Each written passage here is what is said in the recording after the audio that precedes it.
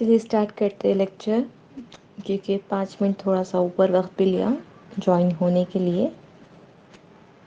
तो देखते हैं हमारा पहला डेफिनेशन है जनरेटर का। If a group G is generated by an element A, then A is said to be generator of group G।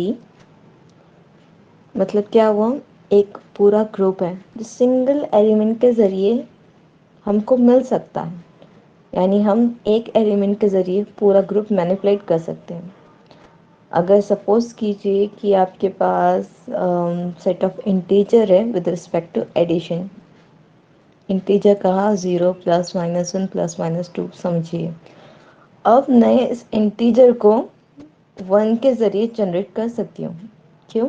1 + 1 करा 2 मिलेगा, 1 - 1 करा 0 भी मिलेगा। हर चीज़ में सिर्फ मैं 1 को ऐड करूँगी और पूरा के पूरा आपको set of integer either it is finite और इनफाइनाइट दोनों आपको मिल जाएगा। यानी सेट ऑफ इंटीजर है वो कैसा ग्रुप है, एक ही एलिमेंट के ज़रिए जनरेट किया हुआ ग्रुप है।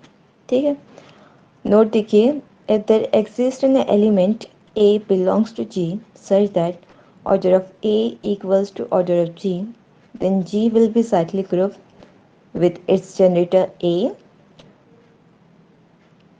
and the subgroups Zn are denoted by brackets। मतलब क्या हुआ, आपके पास पहली चीज़ आपको ये समझने आई कि कोई भी सिंगल एलिमेंट ए के ज़रिए जनरेट करता ग्रुप कैसा रहता है, साइक्लिक रहता है। सेकेंड चीज़, अगर कोई भी एलिमेंट की ऑर्डर, सेकेंड ये जो फर्स्ट नोट है आपकी, इसकी मीनिंग देखिए, कोई भी एलिमेंट की ऑर्डर अगर आपके ग्रुप की ऑर्डर के साथ कोइंसाइड करती है, यानी आपके ग्रुप की ऑर्डर और एलिमेंट की ऑर्डर सेम है, तो आप उससे क्या कंक्लूड करने वाले हो कि ये जो ग्रुप है ना बाबा, ये साइक्लिक ग्रुप है। और ये जिस भी साइक्लिक मतलब जिस ये ग्रुप का जो भी जनरेटर है वो कौन सा जनरेटर है, जिसकी ऑर्डर इस ग्रुप की ऑर्डर के साथ कोइंसाइड करने वाला है। मतलब क्या हुआ, अगर आपको एक मैंने बोल दिया कि एक एलिमेंट है ए, उसकी ऑर्डर जी की ऑर्डर के साथ इक्वल करती है या फिर कोइंसाइड करती है, तो आपको क्या समझ में आ गया, पहली चीज़ कि जो ग्रुप है ये ग्रुप साइक्लिक है। सेकेंड चीज़, इसका जनरेटर कौन सा है, जो ग्रुप की ऑर्डर दे रहा है या जो ग्रुप की ऑर्डर के साथ कोइंसाइड होने वाला है। ठीक है, अब देखिए नेक्स्ट आपका यही एग्जाम्पल को थोड़ा सा डीप में समझने के लिए हमारे पास नेक्स्ट एग्जाम्पल है। Prove that the collection 1 - 1 I - I is cyclic and find its generator। पहली चीज़ क्या दी हुई है, आपको बताना है कि ये जो ग्रुप बन रहा ये ग्रुप है साइक्लिक, यानी इसमें कोई एक एलिमेंट की ऑर्डर इस ग्रुप की ऑर्डर के साथ कोइंसाइड करने वाली है। और हमको ये भी देखना है इसमें से ऐसा कौन सा एलिमेंट है चारों में से जो चारों के चारों नंबर्स को बना सकता है। अगर हम ओवरऑल डिस्कशन करते हैं तो क्या 1 के ज़रिए हमको कभी आई मिलने वाला है, 1 को मैं कितने भी टाइम ऐड करूँ, सब्सट्रैक्ट करूँ, मल्टीप्लाई करूँ, कुछ भी करूँ आई आएगा नहीं, तो 1 तो जनरेटर नहीं है। चलो ठीक है, सेकेंड आया हमारे पास -1। -1 से हम आई को बना सकते क्या, नहीं। हाँ, हमारे पास आई की कुछ ना कुछ पर्टिकुलर वैल्यू है जिससे हमको 1 मिलेगा, लेकिन 1 से आई मिल सकता है क्या, नहीं। तो फिर ये आई वाला कंसेप्ट भी गया, सॉरी 1 वाला कंसेप्ट भी, -1 वाला भी गया। हाँ, लेकिन आई का मालूम है आपको, आई की वैल्यू कितनी है, √-1। मतलब आई को हम कुछ तो भी मल्टीप्लाई करेंगे 102 दफ़ा 3 दफ़ा, तो कहीं ना कहीं हमको 1 भी मिल सकता है, -1 भी मिल सकता है, आई भी मिल सकता है, -आई भी मिल सकता है। मतलब हो सकता कि हमारी जो हमने देखा ये -आई जो है ये, या फिर ये जो आई है हमारा, ये दोनों में से कोई एक हमारा जनरेटर हो सकता ये साइक्लिक ग्रुप का। तो पहली चीज़ देखिए, claim to prove that this G dot is cyclic. पहले हमने क्या किया, हमारे पास जो सेट दिया हुआ था उसको कंसीडर किया एज अ जी, उसके हमने क्या किया, उस सेट का नाम दे दिया। और हमको पता है एडिशन से तो कुछ होने नहीं वाला, 2i 3i मिलने वाला जो कि सेट के बाहर जाने वाले हैं, तो यहाँ पर मल्टीप्लिकेशन ही काम करने वाला, डॉट प्रोसेस ही काम करने वाला। तो हमने ले लिया G dot is cyclic. We know that There exists an elements A belongs to G such that order of A equal to order of G। जैसा हमने पिछला जनरेटर का डेफिनेशन देखा, वहाँ से हमको क्या क्लियर हो गया कि साइक्लिक रहने के लिए पहली कंडीशन क्या है कि G के जितनी भी ऑर्डर है, इस G के पास कोई एक ऐसा एलिमेंट आने वाला है जो इस G को जनरेट करने वाला है और उसकी ऑर्डर, दोनों की ऑर्डर सेम आती है। ये हमारा साइक्लिक फाइंड आउट करने का प्रोसेस है। तो पहली चीज जी की ऑर्डर कितनी दिख रही, जी के पास नंबर्स ऑफ एलिमेंट कितने हैं, 1 2 3 4, मतलब जी की ऑर्डर 4 है। यहाँ पर कोई एक ऐसा एलिमेंट है जिसकी ऑर्डर 4 आने वाली है। तो पहले क्या करेंगे, हम सारे एलिमेंट्स की ऑर्डर फाइंड आउट करेंगे। तो पहले क्या किया मैंने, 1:4 क्या आने वाला है आपके पास, 100% 1 ही आने वाला है, इसके साथ कोई दिक्कत नहीं। -1:4 क्या आने वाला है, -1:2:2 दैट इज इक्वल्स टू 1। लेकिन ये लीस्ट पॉजिटिव हुआ क्या, 1:1 भी हमारे पास 1 आ गया। हमारे पास ऑर्डर की डेफिनेशन क्या है, लीस्ट पॉजिटिव इंटीजर जिसकी ही हमने पावर लिखने पर 1 आना। लेकिन 1:1 भी 1 आता है तो फिर 4 लिख के कुछ फ़ायदा नहीं, -1:2 भी 1 आता है तो यहाँ पे 4 लिख के कुछ फ़ायदा नहीं। हमको चेक करना है कि ऐसा यहाँ पर 4 कब आ रहा है, जब हमारे पास 1 मिल रहा है एलिमेंट के सर पर लिखने पर। क्यों, डेफिनेशन आपकी लीस्ट पॉजिटिव इंटीजर की कहती है। तो हमने क्या किया, अब हमको पता चल गया 1 के लिए भी होल्ड नहीं हो रहा ये चीज़, -1 के लिए भी होल्ड नहीं हो रहा। अब हम आई के लिए कंफर्म करते हैं, i⁻1 लिखा तो क्या रहने वाला है, आई देने वाला है, कोई मसला नहीं। उसके बाद आपको पता है आई की वैल्यू क्या है, इट इज़ √-1। तो अगर मैं लिखूँ i² तो उसकी वैल्यू क्या होगी आपके पास, -1, रूट हट गया आपका।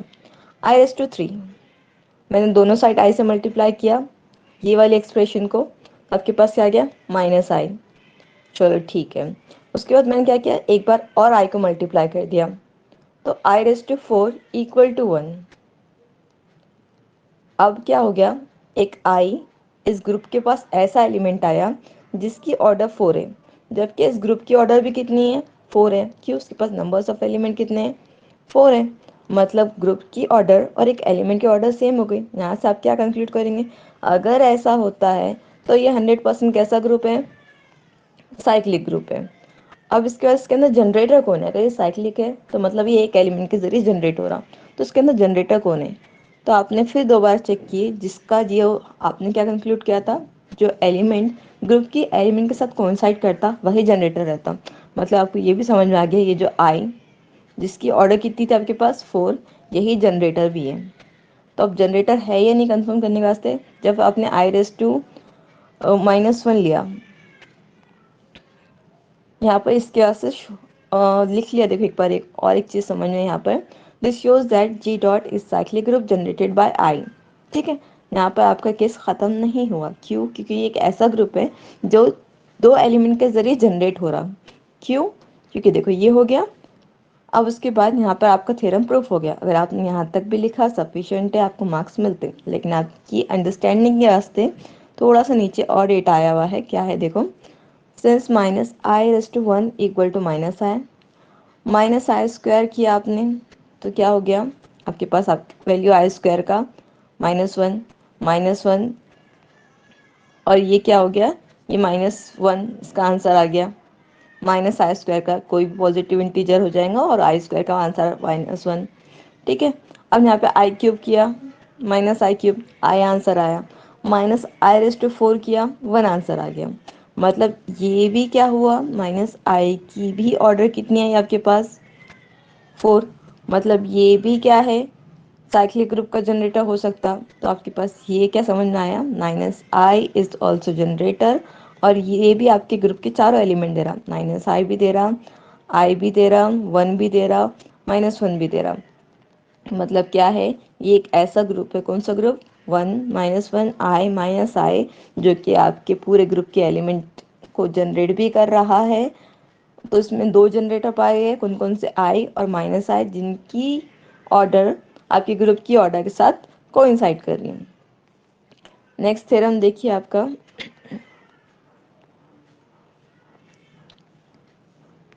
let G be a group and A, B belongs to G such that A into B equal to B into A if order of A equal to m and order of V equal to n and m comma n are relatively prime, then order of AB equal to mn.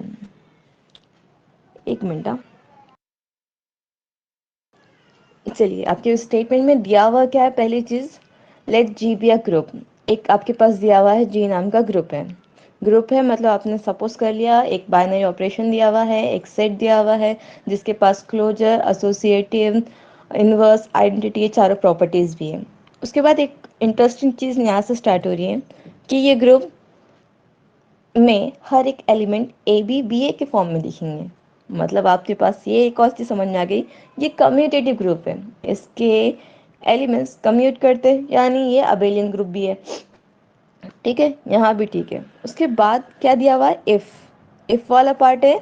मतलब क्या है? ये चीज आप suppose कर सकते हैं, ये आपकी सपोजिशन के वास्ते इतना डेटा दिया हुआ है, जिसमें एक चीज दी हुई है कि ए की ऑर्डर एम है। मतलब आप क्या करोगे, जब ए रेस टू एम लिखोगे तो क्या देने वाला है? ई। और ये एम जो है ये लीस्ट पॉजिटिव इंटीजर है ए के लिए, जो ई देगा। सिमिलरली ये क्या दिया हुआ है? Order of V equal to N है। मतलब जब आप B B raise to N लिखोगे आपको ई देगा, और एन इस बी का लीस्ट पॉजिटिव इंटीजर है। एक और चीज़ समझना आई कि ये एम और ये एन एक दूसरे के रिलेटिवली प्राइम है। मतलब क्या है? जब आप ये m के डिवाइजर्स निकालोगे, ये n के डिवाइजर्स निकालोगे, तो इन दोनों के डिवाइजर में सिवाय 1 के कुछ भी कॉमन नहीं आएगा। जो आएगा सिर्फ 1 आएगा, इसके अलावा यहाँ पर कोई नंबर आ जाएगा, यहाँ पर कोई नंबर आ जाएगा। ये कब होता है मैक्सिमम केस में? जब ये दोनों में से कोई एक प्राइम रहा, तो ये वाली चीज़ मैक्सिमम होने के चांस होते हैं, या फिर दोनों भी प्राइम रहे तो भी होता है। ठीक है, अगर ऐसा होता है तब इतनी सारी चीजें आपके पास घट गई, तब तब क्या होगा कि जब आप ये दोनों एलिमेंट को मल्टीप्लाई कर लोगे। अब क्या किया आपने? ये दोनों एलिमेंट को क्या किया? मल्टीप्लाई किया। ये दोनों के दरमियान जो आपका ऑपरेशन था, बाइनरी ऑपरेशन, मल्टीप्लिकेशन, उसको लगा दिया। तब इन दोनों एलिमेंट की ऑर्डर इसकी एलिमेंट की ऑर्डर का इसकी एलिमेंट की ऑर्डर के मल्टीप्लिकेशन के साथ आंसर देगी। ये आपके थ्योरम का स्टेटमेंट। समझा क्या? कि अगर आपको दो एलिमेंट को मल्टीप्लाई करके उनकी आंसर का भी, ऑर्डर की आंसर का भी मल्टीप्लिकेशन चाहिए, तो क्या सब ठीक है? कब होगा ये? जब ये दोनों की ऑर्डर एक दूसरे के साथ रिलेटिवली प्राइम रहना और आपका ग्रुप अबेलियन रहना, तब जाके ये चीज़ हो जाएगी। अदरवाइज अगर मैं बोलती हूँ कि आपके पास एक एलिमेंट दिया हुआ है जिसकी ऑर्डर m है, दूसरा एलिमेंट दिया हुआ है जिसकी ऑर्डर n है, तब अगर मैं बोलूँ कि ये दोनों को मल्टीप्लाई करो, इनके बीच में बाइनरी ऑपरेशन होल्ड करो और देखो कि ऑर्डर क्या आती है। अगर ये रिलेटिवली प्राइम नहीं है तो ये जो मल्टीप्लिकेशन आया ना, एलिमेंट का मल्टीप्लिकेशन हुआ तो ऑर्डर का भी मल्टीप्लिकेशन हुआ। जो अभी हुआ वैसा नहीं होगा, लेकिन अभी आपके पास रिलेटिवली प्राइम कंडीशन आ चुका था, इसलिए ये वाला केस होल्ड हो गया। ठीक है, आप देखिए अब प्रूफ। आप क्या सपोज कर रहे हैं? ये जो एम एन है ना, ये एम एन हटा देते हैं हम। थोड़ा ज़्यादा दिख के आ रहा ना, हम क्या करेंगे, हमारी कन्वीनियंस के हिसाब से एडजस्ट करते हुए काम करेंगे। हम क्या सपोज करते हैं, ये एम एन के बजाय ऑर्डर ऑफ ए बी के है। मतलब क्या सपोज किया, ये एलिमेंट कहाँ काम कर रहे हैं? हम ग्रुप में काम कर रहे हैं। दो एलिमेंट के बीच में जब बाइनरी ऑपरेशन लगाया, क्लोजर प्रॉपर्टी सेटिस्फाई हुई, ये एलिमेंट भी बेसिकली ग्रुप में जाके तीसरा एलिमेंट ही देने वाला है। एलिमेंट ही रहेगा ना, ए इंटू बी। तो अब हमने क्या सपोज किया, ये जो ए बी एलिमेंट है ना, उसकी ऑर्डर एम एन नहीं है, के है। ठीक है, अगर के है तो मतलब क्या है, ये जो के है ये लीस्ट पॉजिटिव इंटीजर है इस ए बी के लिए, जब जाकर यहाँ पर ई हासिल हुआ by the definition of order of an element के हिसाब से।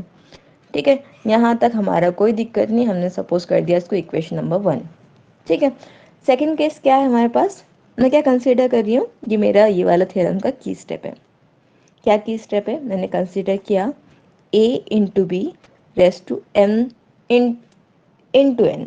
ठीक है, ये मैंने मेरा कंसीडर किया। क्यों? क्योंकि देखो यहाँ पर मेरे को k को mn के इक्वल में लाना है।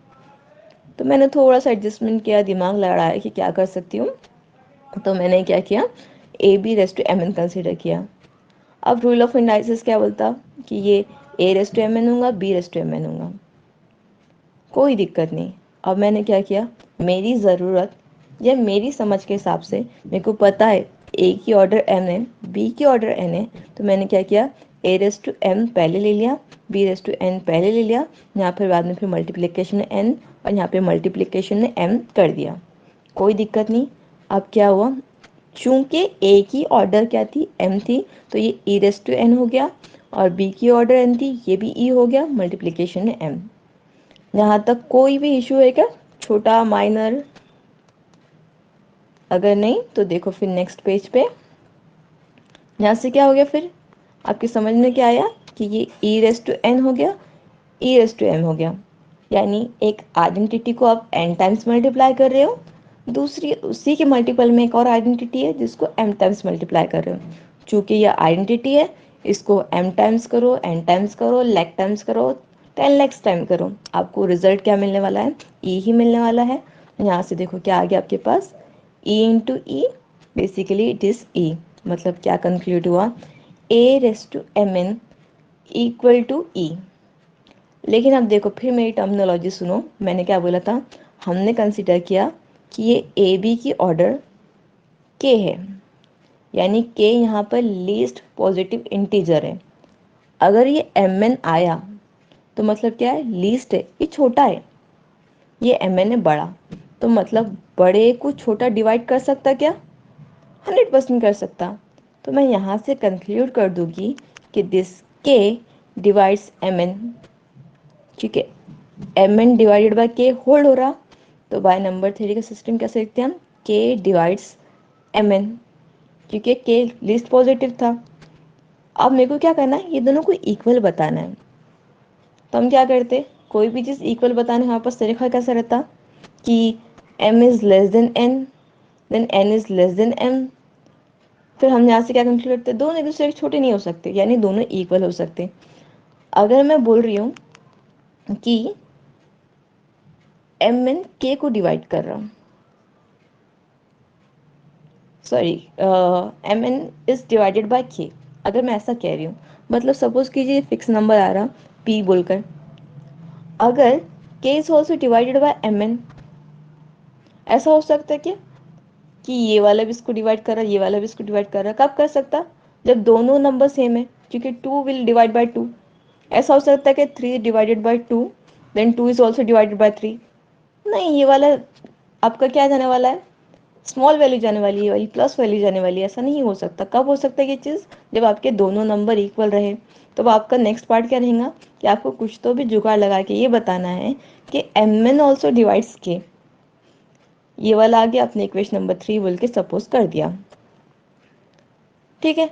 अब देखो, आपको पता है A B plus two K equal to ई आया, क्योंकि ऑर्डर है।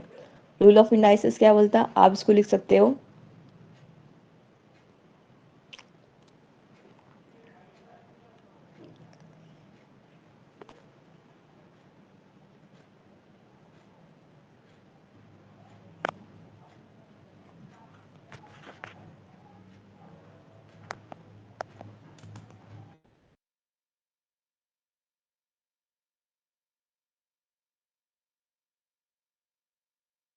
था, मेरा फोन बैक ले लिया था।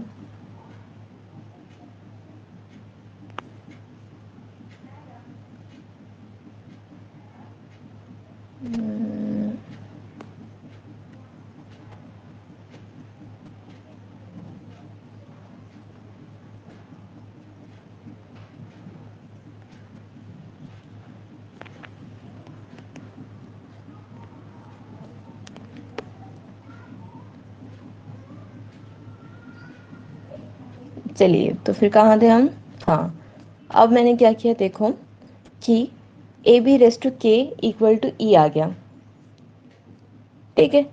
अब क्या हुआ, ये A raise to K into B raise to K equal to ई आएगा, कहाँ से आएगा, रूल ऑफ इंडाइसिस से। अब देखो, ये ए रेस टू के एक एलिमेंट है ग्रुप का, बी रेस टू के एक एलिमेंट है ग्रुप का, दोनों के बीच में डॉट नामी बाइनरी ऑपरेशन मल्टीप्लाई किया और ई आंसर आ गया। मतलब क्या हुआ, अगर ए रेस टू के एक एलिमेंट है ना, तो बी रेस टू के इस एलिमेंट का इन्वर्स है ना।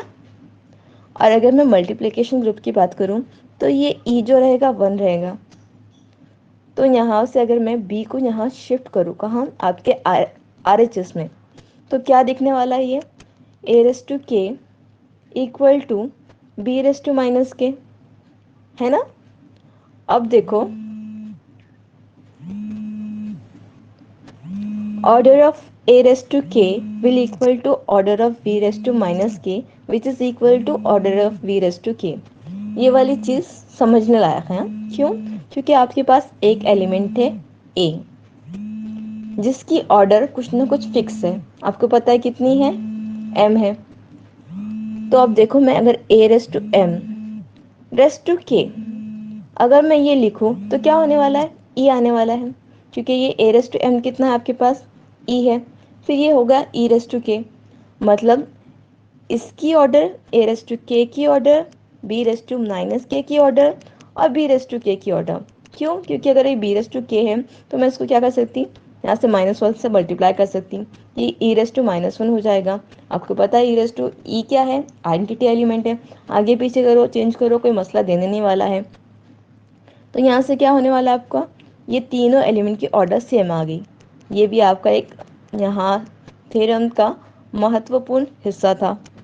ठीक है, ये वाला हो चुका। आपको पता है A raise to M E देने वाला है, B raise to N E देने वाला है।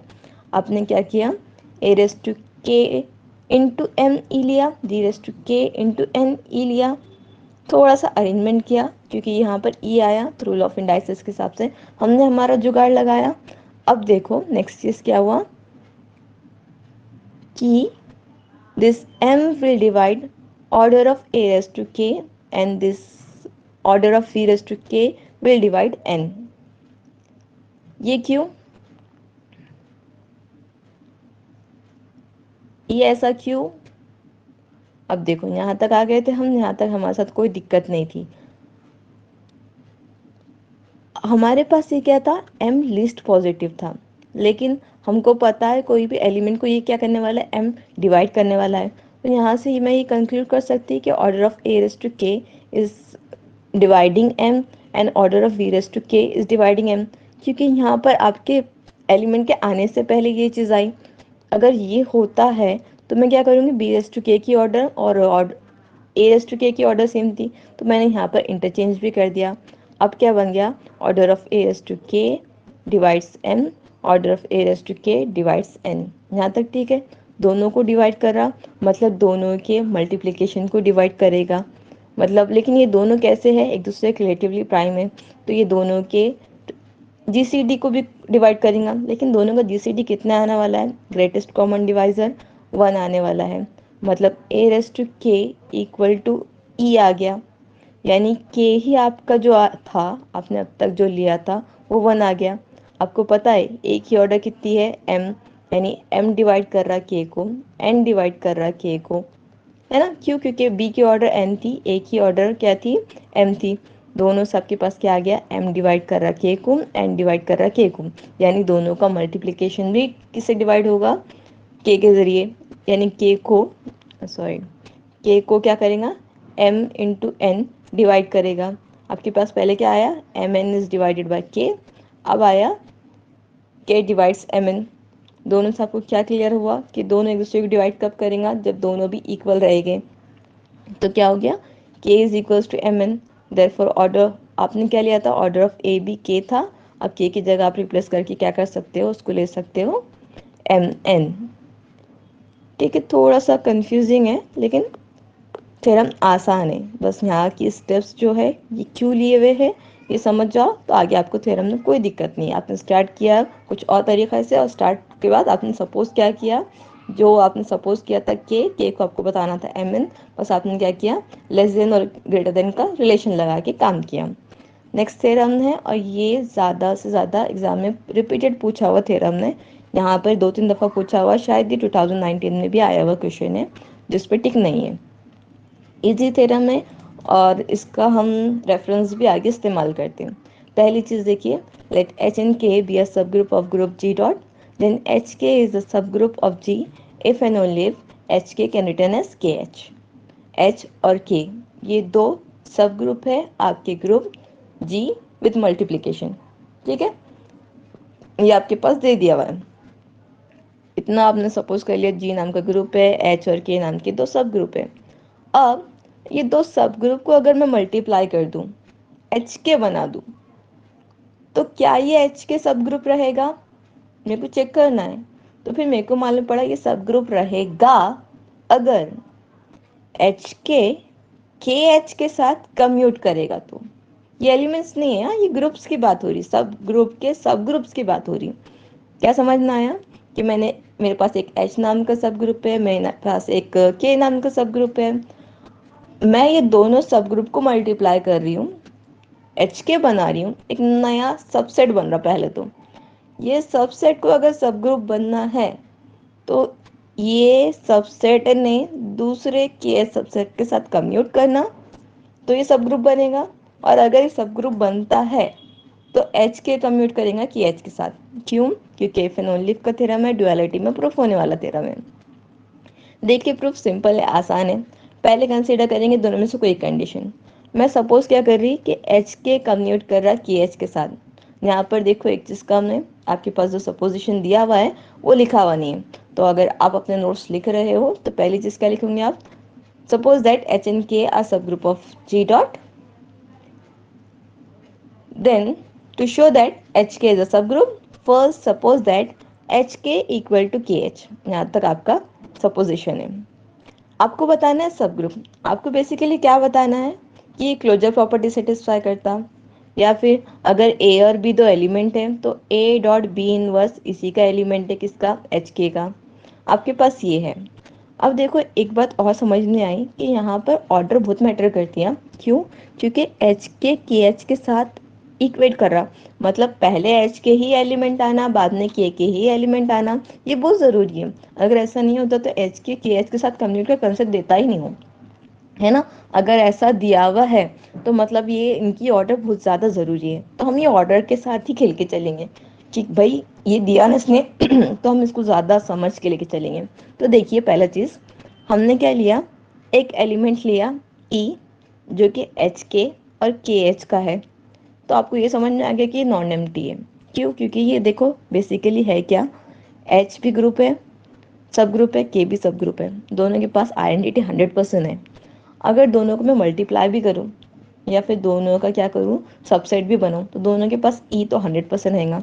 तो पहली चीज़ समझ में आ गया आपको एलिमेंट्स लेने के वास्ते, क्या ये नॉन एम्प्टी है? तो हाँ बाबा, ई तो है, मतलब ये 100% नॉन एम्प्टी है, हम हमारे के आगे के काम कर सकते हैं। अब मैंने क्या किया, मेरे को हमेशा से दो एलिमेंट चाहिए क्लोजर प्रॉपर्टी के वास्ते, तो मैंने एक ए नाम का एलिमेंट लिया, एक बी नाम का एलिमेंट लिया लिया अब देखिए मैं क्या सपोज कर रही हूँ कि ए जो है ना वो H1K1 है और बी जो है वो H2K2 है। चलेगा? क्यों? क्योंकि आपके पास कंडीशन क्या है, it must look like H के।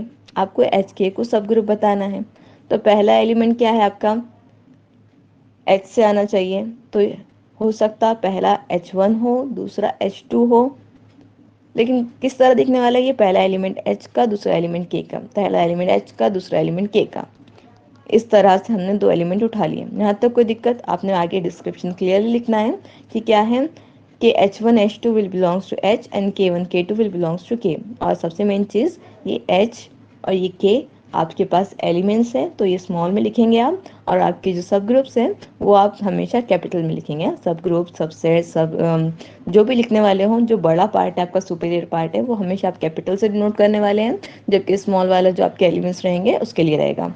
ठीक है, आपको बताना है ये ए बी इनवर्स जो है ना, ये भी एच के का हिस्सा है। आपके जो सब ग्रुप की डेफिनेशन बोलती है ना, उसके हिसाब से आपने कर दिया अरेंज। H1K1 ए का हिस्सा, बी कैसे दिखने वाला है, H2 इनवर्स K2 इनवर्स के फॉर्म में, है ना। यहाँ तक ठीक है, बी के सारे एलिमेंट का इनवर्स हो गया। अब देखो ये ये ऐसा ना लिखते हुए इसको क्या लिखो, देखो H1 K1 into H2 K2 whole inverse, ऐसा आएगा। और यहाँ पर बाय इनवर्स रिवर्स लॉ ये H1 K1 as it is रखा, तो पहले K2 का एलिमेंट आएगा, बाद में H2 आएगा, तो ये K2 inverse into H2 inverse. यहाँ पर देखो एक करेक्शन है, यहाँ पर करेक्शन है, ये आपके जब आप नोट्स लिखोगे या फिर आप जब एग्जाम में लिखोगे तो ये ऐसा ना लिखते हो, पहले क्या लिखोगे आप H1 K1 लिखोगे, यहाँ पर H2 K2 होल इनवर्स लगाओगे, और बाद में बाय इनवर्स रिवर्स लॉ क्या होता है, जब इन्वर्स करते हो एलिमेंट के उनकी ऑर्डर चेंज हो जाती है। तो इन्वर्स किया तो क्या हो गया, यहाँ पर K2 इन्वर्स पहले आया, बाद में H2 इन्वर्स आया। क्लियर हुआ यहाँ तक? अब देखो ये K1 और K2 किसके एलिमेंट्स है, आपके सब ग्रुप के के, है ना। और एक सब ग्रुप है तो मतलब वहाँ पे क्लोजर प्रॉपर्टी सेटिस्फाई होती होती, तो मतलब ये K1 और K2 इनवर्स दो एलिमेंट है, वहां से जब क्लोजर प्रॉपर्टी सेटिस्फाई होंगे तो ये K3 नाम का एक एलिमेंट देने वाला है। तो ठीक है, मैंने क्या किया, H1 K3 H2 लिखा। तो क्या कोई डिफरेंस पड़ेगा, कुछ गलत हुई बात हुई क्या? नहीं, क्योंकि वो सब ग्रुप था, क्लोजर प्रॉपर्टी सेटिस्फाई कर रहा था, तो फिर ऐसा भी किया तो कोई मसला नहीं। लेकिन देखो अब ये यहाँ से क्या हुआ, अब मैंने मेरे रिक्वायरमेंट के हिसाब से डेटा में चेंज करना चाह रही हूँ। तो देखो मैंने क्या किया, ये जो आपका K3 H2 इनवर्स था, आपका जो लास्ट के दो एलिमेंट्स थे K3 H2 इनवर्स है, मतलब पहला K का एलिमेंट है, दूसरा H का एलिमेंट है, यानी हम KH का हिस्सा है। लेकिन KH HK के साथ तो कम्यूट करता, ये हमारा सपोजिशन है। तो मैं क्या कर सकती हूँ, इसको H3 K4 लिख लूँ।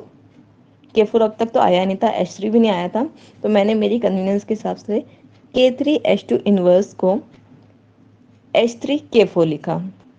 यहाँ तक किसी को कोई दिक्कत?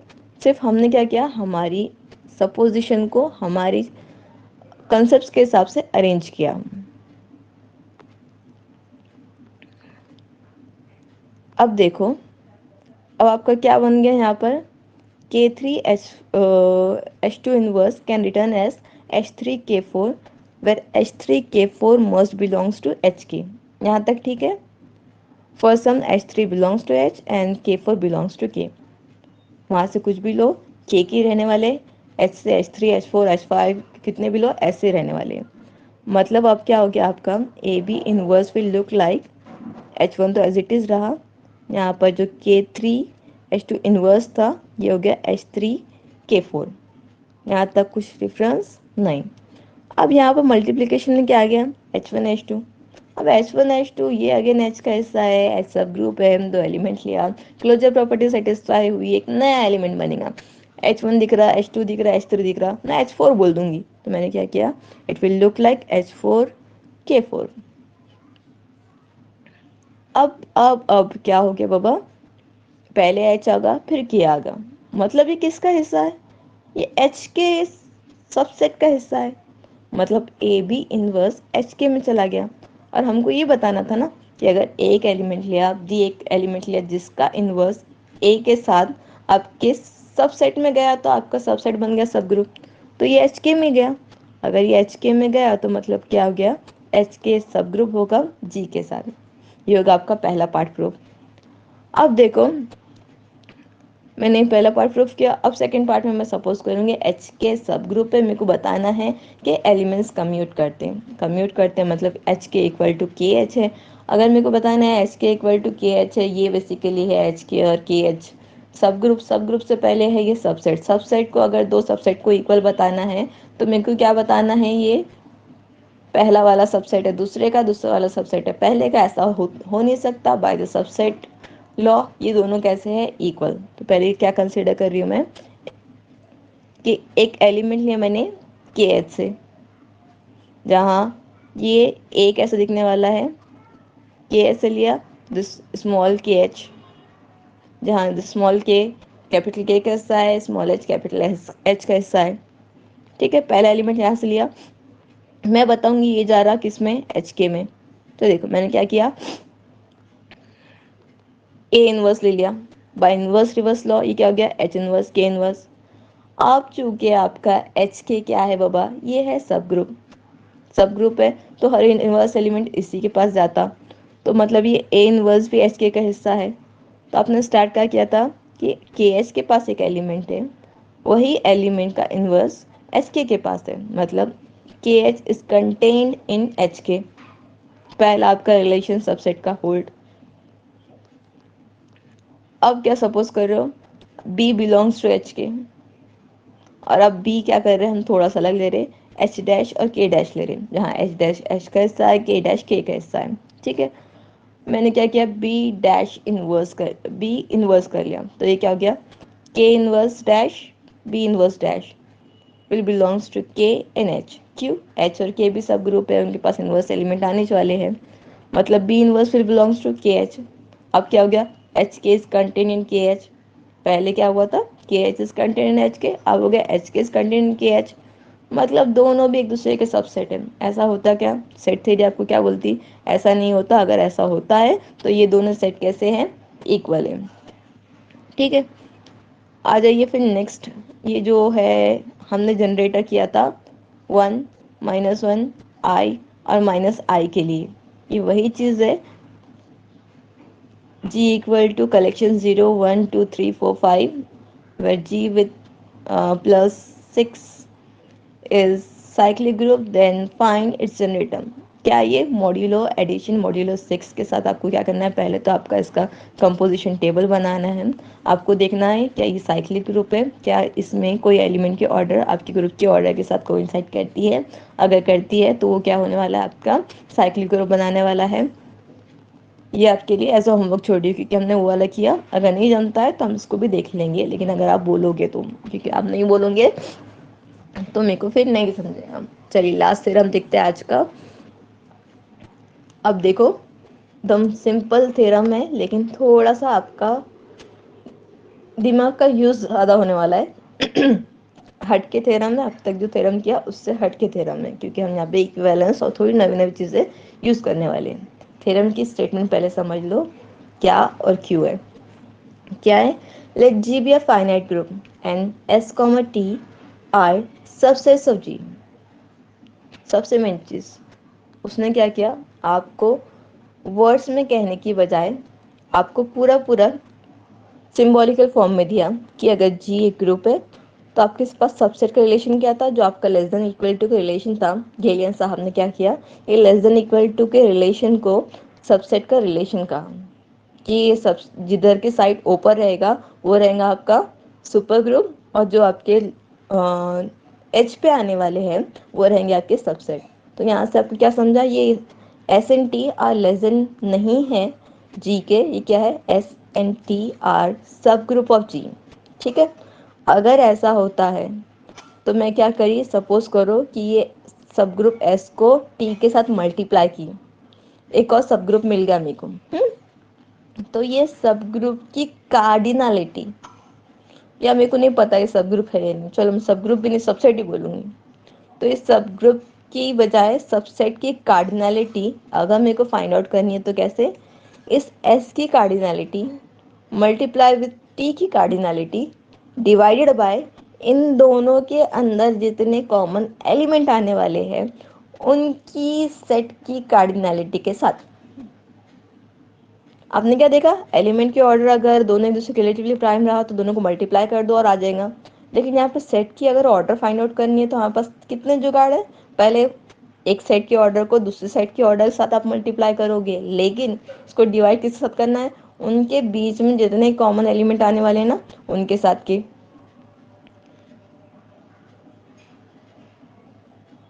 तो देखिए सोल्यूशन। और ये सब कब होने वाला है, जब आपके पास जी नाम का सेट फाइनाइट रहा। अगर इन्फाइनाइट सेट है तो ये वाला कंडीशन भी होल्ड नहीं होता है। देखिए, G be a finite group and S and T are subsets of G. अजान हो रही है, एक 5 मिनट रुकते हैं। चलिए, तो क्या हुआ, अब देखो, सबसे पहली चीज़ आपके पास दिया हुआ है जी एक फाइनाइट ग्रुप है, ठीक। सेकेंड चीज़ है एस और टी इसके सब ग्रुप है। अगेन एंड अगेन कह रही हूँ, लेस देन का साइन नहीं है, वो सब ग्रुप का साइन है। साइंस बहुत मैटर करती है आपके मैथ के सेशन में, साइंस प्रॉपरली बनाइए, क्योंकि आपके इसके अलावा आपके जो आप रियल एनालिसिस पढ़ने वाले हो वहाँ पर आप इंडेक्स की चीज़ें इंडेक्स में नहीं लिखते हुए बाजू में लिखते हो ना, तो आपका पूरा के पूरा राइट किया हुआ आंसर भी रॉन्ग कंसिडर किया जा सकता है। तो इसलिए कह रही हूँ साइन पे प्रॉपरली ध्यान दे के करो कि साइन का मतलब क्या है, जो जैसा है वैसा ही बनाने की कोशिश करो। हो सकता नहीं आ रहा, प्रैक्टिस करो, लेकिन जैसा है वैसा ही बनाने की कोशिश करो। चलिए देखिए क्या है, कंसीडर करें हम पहली चीज एस क्रॉस टी, और यहाँ पर डिफाइन कर रहे एक रिलेशन। ये रिलेशन कैसा दिख रहा है, आपने देखा हुआ इससे पहले, ये है इक्विवेलेंस का रिलेशन। ठीक है, कंसीडर क्या किया, एस क्रॉस टी किया, मतलब एस का टी के साथ कार्टेशियन प्रोडक्ट कंसीडर किया। अगर ऐसा करती हूँ तो इसके एलिमेंट्स कैसे आने वाले हैं, ऑर्डर पेयर में, कि पहला एलिमेंट एस का रहेगा, दूसरा एलिमेंट टी का रहेगा। तो S comma T is equivalent to S dash comma T dash. एक एलिमेंट रहा एस टी, दूसरा एलिमेंट रहेगा एस डैश टी डैश। कैसा कि if and only if S dash can equal to S A and T dash can equal to A inverse of T. ठीक है, आप क्या कहोगे कि दो एलिमेंट एस क्रॉस टी के इक्विवेलेंट रहेंगे कब, जब पहले सेकंड एलिमेंट को आप एस ए लिख सकते हो और फर्स्ट एलिमेंट के टी को या फिर सेकंड एलिमेंट के टी डैश को ए इनवर्स ऑफ टी के साथ लिख सकते हो। अब ये ए कहाँ से आया, अभी तो मैं एस और टी में काम कर रहे थे, तो ये जो ए है ना, ये एस इंटरसेक्शन टी का हिस्सा है। क्यों, क्योंकि देखो पहली चीज़ आपके पास यहाँ पे क्या लगने वाला, मल्टीप्लिकेशन लगने वाला था, इंटरसेक्शन लगने वाला था। आपने उसके हिसाब से थोड़ा थोड़ा क्या किया, अरेंज किया और डिफाइन किया कि इक्विवेलेंस रिलेशन। इक्विवेलेंस रिलेशन दो एलिमेंट के बीच में कब होल्ड होगा, जब ये वाली कंडीशन सेटिस्फाई होंगी।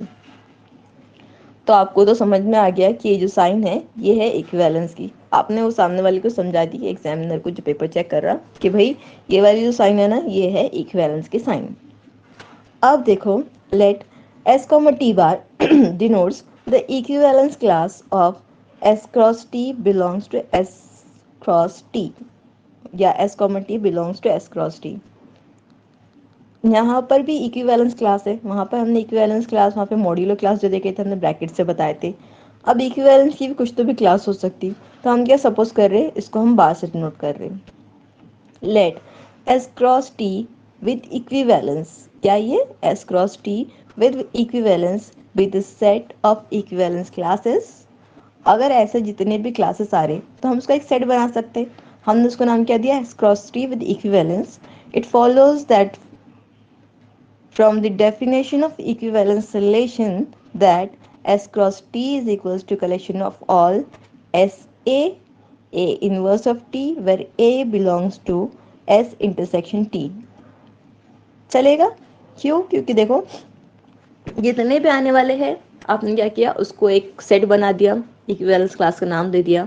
इसके अंदर ऐसे एलिमेंट आएंगे ना जो ऐसे और ए इनवर्स ऑफ टी के फॉर्म में दिखेंगे। तो हमने क्या देखा कि ये एस कॉमा टी बार के अंदर जो एलिमेंट आने वाले हैं, पहला एलिमेंट रहेगा ऐसे ऑर्डर के हिसाब से, दूसरा रहने वाला है ए इनवर्स ऑफ टी, देखो यहाँ पर, और ए जो रहेगा एस इंटरसेक्शन टी का हिस्सा रहेगा। यहाँ तक कोई दिक्कत नहीं।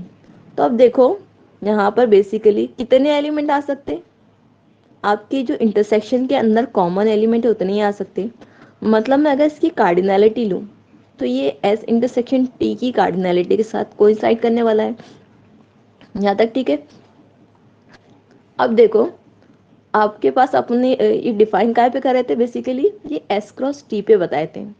हो सकता यहाँ पर ये ऐसे जो सेट आने वाले हैं एस आई टी आई के, ये के सेट आने वाले हैं, मतलब एक है, दो है, तीन है, चार है, ऐसा करते करते के तक आ गए हम। ठीक है, अगर मेरे को ये पूरा के पूरा एस क्रॉस टी बनाना है, क्या करना है, यूनाइट करना है। यूनाइट करने के वास्ते आप क्या करते हो, यूनियन लेते हो। तो देखो let S cross T is equals to union I's running from 1 to k। Finite में कम कर रहे तो फाइनाइट लिया, एन भी ले सकते हो, लेकिन यहाँ पर के लिया, ज़्यादा कंफ्यूज ना होते हुए हमने क्या लिया, eyes running from 1 to k S I T आई, जैसे ये हमारी क्लासेस आने वाले थे उसके एलिमेंट, और हम ये भी बोल दे रहे कि ये सारे डिसजॉइंट है, एक दूसरे के अंदर कोई मिक्स नहीं है, सब एक दूसरे के साथ अलग अलग है। ठीक है, ये हमने कर दिया। क्या है? Disjoint union of equivalence classes. अब फिर मैं बोलूँ कि ये एस क्रॉस टी में कितने एलिमेंट हैं, मैंने इसकी कार्डिनलिटी लगा ली, तो यहाँ के मल्टीपल ऑफ दिस, और मल्टीपल ऑफ दिस कितना था, ये एस इंटरसेक्शन टी, तो ये क्या बन गया देखो, cardinality of S cross T can write as K into cardinality of S intersection T। यहाँ तक समझा?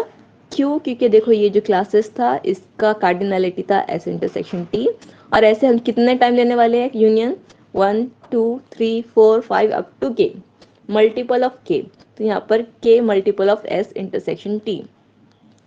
यहाँ तक सब ठीक है? अब थोड़ा सा हम हट के काम कर रहे हैं। क्या कर रहे हैं? हम डिफाइन कर रहे हैं एक मैपिंग, एफ नाम की मैपिंग, जो स्टार्ट कहा और आपका S cross T with equivalence class से एस टी तक। कैसा? जब आप इसके एलिमेंट लोगे, इसके एलिमेंट कैसे दिखने वाले हैं, बार के फॉर्म में, तो ये आपने एफ अप्लाई कर दिया, S I T I bar which will give U S I T आई। क्यों? यहाँ पर तो सिंपली मल्टीप्लिकेशन के एलिमेंट आने वाले हैं, हमने जैसा लिया उसके हिसाब से हमने अरेंजमेंट के हिसाब से बता दिया। तो आपको ये भी समझ में आ गया कि एफ वेल डिफाइंड है और 1 1 भी है, इंजेक्टिव भी है। क्यों 1 1 है? क्योंकि देखो आपने क्या किया, आई लिया, यहाँ पर आई आया, अब जे लोगे तो जे लोगे, उसके अलावा आप जैसा 1 1 प्रूफ करते, कैसे प्रूफ करते कि अगर दो एलिमेंट्स की प्री इमेज सेम है तो एलिमेंट की इमेज भी सेम होने वाली है, या वाइस वर्सा से जैसा आप प्रूफ करते, तो आप ये चीज़ प्रूफ कर सकते। थ्योरम को नहीं बढ़ाते हुए उन्होंने डायरेक्ट बोल दिया कि ये वेल डिफाइंड भी है और इंजेक्टिव भी है। अब देखो मैंने क्या किया, S I T I bar consider किया which will equal to S J T J bar. जैसा कि मैं बोली कि आपके सपोज कि आपने ये दो एलिमेंट्स की इमेजेस है, प्री इमेजेस सेम लिया, तो यहाँ से आपके पास ये चीज़ कब होल्ड होती, if and only if S J can return as S I A and T J can return as T A inverse of T आई।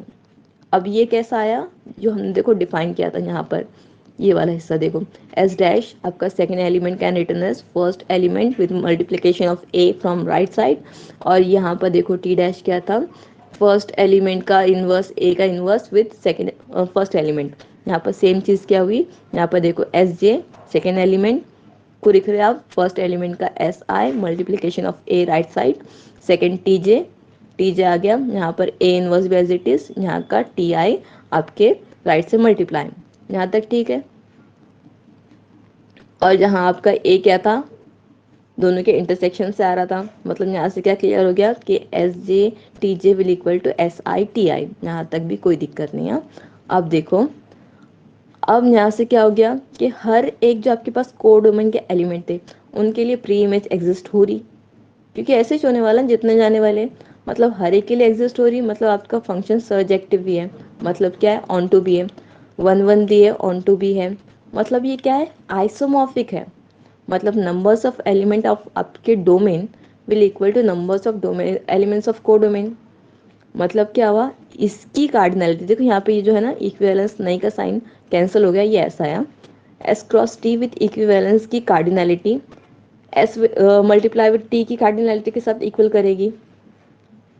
ठीक है, यहाँ से क्या आ गया कि यहाँ पर कितने आने वाले थे, बेसिकली आपको ये भी पता था कि ये यूनियन में कितने देने वाले थे के, तो मतलब क्या हो गया, K is equals to cardinality of S with T. तो आपकी इक्वेशन 1 क्या बनती है, यहाँ से एस क्रॉस टी, यहाँ पर देखो के था, तो अब आप क्या कर रहे हो, के हटा दे रहे हो, मल्टीप्लिकेशन ऑफ एस टी और multiplication of S intersection T. थोड़ा सा अरेंज करो, मेरे को क्या चाहिए था, यहाँ पर ये एस क्रॉस टी क्या है, multiplication of S into multiplication of T, और ये क्या गया, मल्टीप्लिकेशन ऑफ एस टी, और ये एस इंटरसेक्शन टी। ये सारे काम कर रहे हैं हम कार्डिनलिटी में, तो क्या हो गया, इसको यहाँ पे मैंने लेफ्ट में रखा और यहाँ पर ये ऊपर के ऊपर एज इट इज, ये हो गया यहाँ पे डिनोमिनेटर में शिफ्ट। तो अरेंज कैसा हुआ देखो,